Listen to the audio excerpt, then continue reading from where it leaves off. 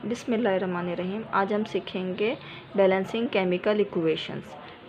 Equations को कैसे balance किया जाता है। अब हमारे पास इसमें दो तरह की चीज़ें आ जाएंगी, रिएक्टेंट साइड और प्रोडक्ट साइड। रिएक्टेंट साइड हमारे पास लेफ़्ट साइड होगी और प्रोडक्ट साइड होगी हमारे पास राइट साइड होगी। एरो के अगले वाली जो हमारे पास है वो प्रोडक्ट साइड है। अब हमने इसको इक्वेशंस को 2 दफ़ा लिख लेना है। 2 दफ़ा लिखने का मकसद सिर्फ ये है कि हम जिसमें कोफिशिएंट लगाएंगे तो ये वाली इक्वेशंस होगी, और इसमें कोफिशिएंट हम नहीं लगाएंगे क्वेश्चंस होगा। अब कोफिशिएंट स्टार्ट कहाँ से होगा, 2, 3, 4, 5, 6, 7, 8 सो ऑन। तो हम लगा सकते हैं जब तक कि हमारी इक्वेशन बैलेंस ना हो। अब हमने इक्वेशंस में रिएक्टेंट साइड में एटम्स को अलग कर लेना है, छांटी कर लेनी है। इसी तरह प्रोडक्ट साइड में भी एटम्स को हमने अलग कर लेना है। अब हमारे पास यहाँ पे कितनी तरह के एटम है, 3 तरह के एटम दिए गए। यहाँ पे जेड एंड जिंक, एक अलग एटम है हाइड्रोजन और एक क्लोरीन। जिंक लिख लिया सबसे पहले हमने, फिर हाइड्रोजन लिखा, फिर क्लोरीन लिख लिया। इसी तरह प्रोडक्ट साइड में भी सीरीज़ हमने सेम रखनी है। जेड एन के सामने जेड एन, हाइड्रोजन के सामने हाइड्रोजन, क्लोरीन के सामने क्लोरीन रखेंगे। ठीक है। उसके बाद हमने देख लेना है कि जेड हमारे पास, अब यहाँ पे रिएक्टेंट साइड पे देखेंगे जेड हमारे पास यहाँ कितने हैं। यहाँ पे कोई वैल्यू नहीं दी गई है, तो इसका मतलब है जेड हमारे पास कितने हैं, 1 है।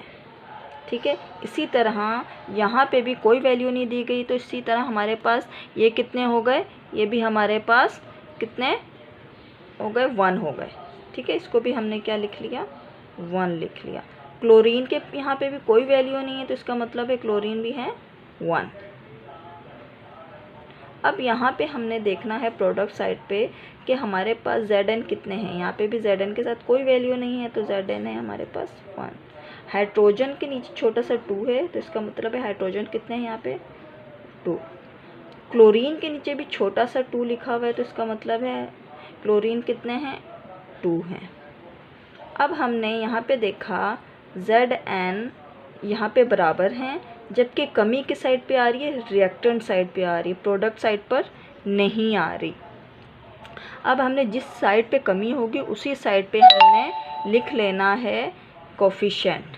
कोफिशिएंट लिखने के बाद हमने देखना है कि वैल्यूज़ किस तरह से बढ़ जाएंगी। अब यहाँ पे हम लोगों ने कोफिशिएंट किस साइड पे कमी आ रही थी, हाइड्रोजन और क्लोरीन में, हमने यहाँ कोफिशिएंट 2 लगा दिया। ठीक है। Zn में तो कमी नहीं थी, वहाँ नहीं लगेगा, यहाँ 1 ही 1 है। अब हाइड्रोजन यहाँ पे कितने हो गए, 2 हो गए। क्लोरीन भी यहाँ पे कितने हो गए, 2 हो गए। और यहाँ पे Zn, hydrogen 2, chlorine 2, equation balance हो गई। लेकिन कोफिशिएंट लगाने के लिए, समझने के लिए ज़रूरत है कि स्टूडेंट क्या करते हैं, इसके दरमियान में कोफिशिएंट लगा देते हैं। इसके दरमियान में कोफिशिएंट नहीं लगाना, ना प्लस के इस साइड पर कोफिशिएंट लगाना है। कि बच्चे क्या करते हैं, Zn जिंक है, एक एटम लिखा हुआ है, और उसके यहाँ कोफिशिएंट लगा देंगे। यहाँ पे भी कोफिशिएंट नहीं लगाना, हमेशा एटम के सामने कोफिशिएंट लगता है, बिल्कुल आगे कोफिशिएंट लगेगा। अगर यहाँ पे फॉर एग्जांपल मैं यहाँ पे अगर 2 लगा देती, तो यहाँ पे इस क्लोरीन और ये वाली वैल्यूज़ क्या हो जाती, आपस में मल्टीप्लाई हो जाती, आपस में क्या हो जाती, मल्टीप्लाई। अब यहाँ पे जो प्लस है, अगर यहाँ पे एक हाइड्रोजन हो, यहाँ पे हाइड्रोजन हो, तो 2 और 1 हाइड्रोजन 3। यहाँ पे जो प्लस हैं तो यहाँ और यहाँ वाले प्लस हो जाएंगे, जो इसके नीचे वाला होगा वैल्यूज़ और कोफिशिएंट, वो आपस में क्या हो जाएंगे, मल्टीप्लाई। ये चीज़ भी समझने की ज़रूरत है। क्वेश्चन हो गई हमारी बैलेंस।